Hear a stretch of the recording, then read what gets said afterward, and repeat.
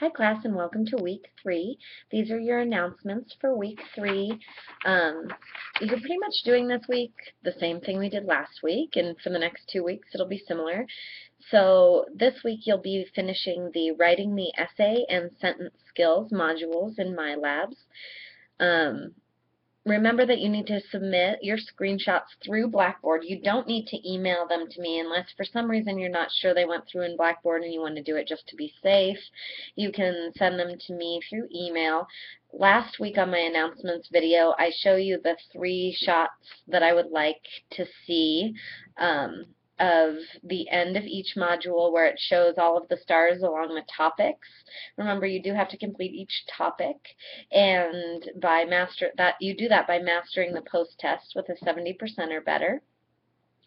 And then, so you have at the end of each of those, you take a screenshot that's showing a star next to each of the topics, and then also one of the whole learning path, which would show a star next to the 2 modules that you were required to complete. So by the end of next week, you'd have stars next to the 4 modules. Writing the essay is one that you must complete. Sentence skills is one of the ones that you may have mastered on your original assessment. So if you mastered that, remember what I told you before, which is that you may still want to review some of the subjects or topics within the module if you don't feel confident with them. And if you didn't master it on the initial assessment, remember you do still take the skills check at the beginning. And if you decide you want to take the skills check, you want to see in more detail where your strengths and weaknesses in the subject area are, you could retake that subject test, but it may open some of them up for you to need to master them again. If you didn't master it on assessment, it may show you that you have mastered it if you take the second assessment. So take that assessment. Take that skills check if you didn't master it at the beginning, and then it'll show you the ones that you still need to work through. And you can also go back to those later in the semester. So as you're doing your writing, say if I've mentioned on a draft that you're having some trouble with commas, well, you can go back into the module and review that area, even if it's something that you had originally mastered. Okay. So the other one is of the learning path, and you get to that view by clicking on the arrow next to writing to expand the menu, clicking on learning path, and taking a screenshot of that.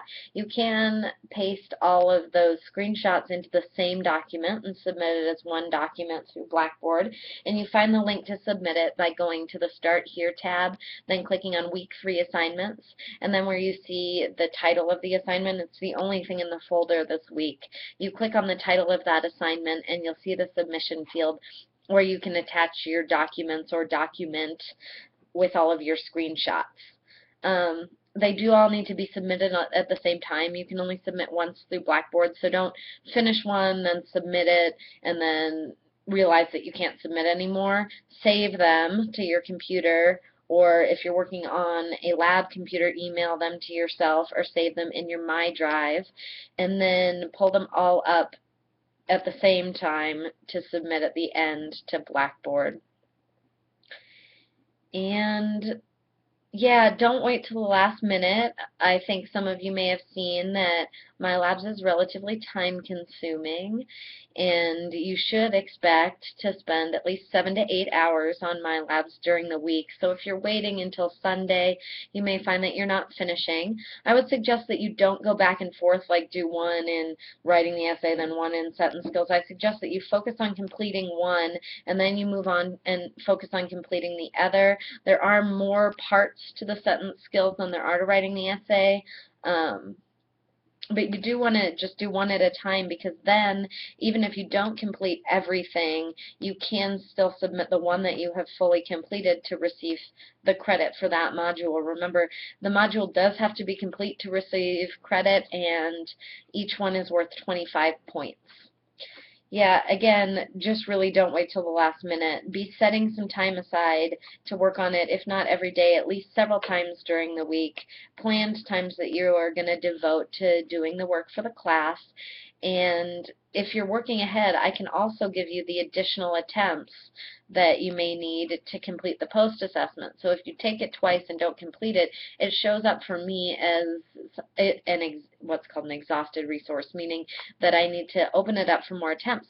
But if you're taking it at 9:59 on Sunday night, I'm not on my computer then to address your questions or to reopen those modules for you.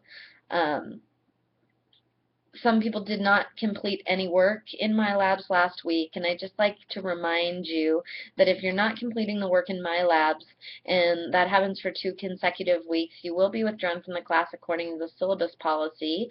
So please be conscious of that. Make sure you're in my labs, that you're doing the work.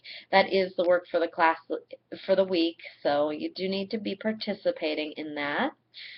If you're having trouble or struggling with how to work through my labs, how to manage your time in my labs, how to deal with computer issues, please remember that I have office hours, and you don't need to come in to see me in person, although it would be great if you could do that. But if you're not able to come see me in person, you can give me a call on the phone during those office hours, or we can Skype, and I'm happy to answer those questions. Remember, ITS is also available, so if you're having trouble with something, make sure that you're using that resource and calling them. They are available 24/7. And also, I want to remind you that if you're having technology issues with my labs, remember to be patient with the product. It can be pretty slow, so if something isn't loading, you may want to give it a few minutes. Go check your email, come back and see if it's loaded. And it can be patience testing. I know, I realize that. I work through the program as well, so know that if you're waiting for something to load, that it might just be taking a while. However, if it continues not to load, your first strategy might be to try logging out at www.yc.edu and then logging in again and reopening it.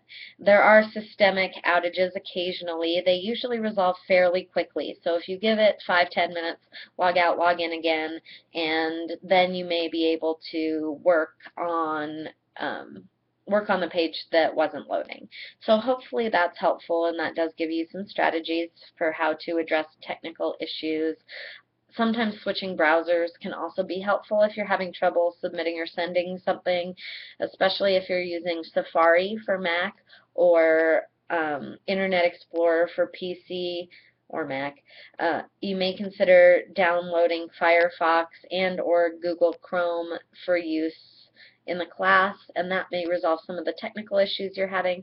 Those are just quick troubleshooting things, but if you have specific questions, you can ask me or you can call ITS. Hopefully you have a great week. Hopefully you enjoyed your long weekend this weekend and are ready to get back to work.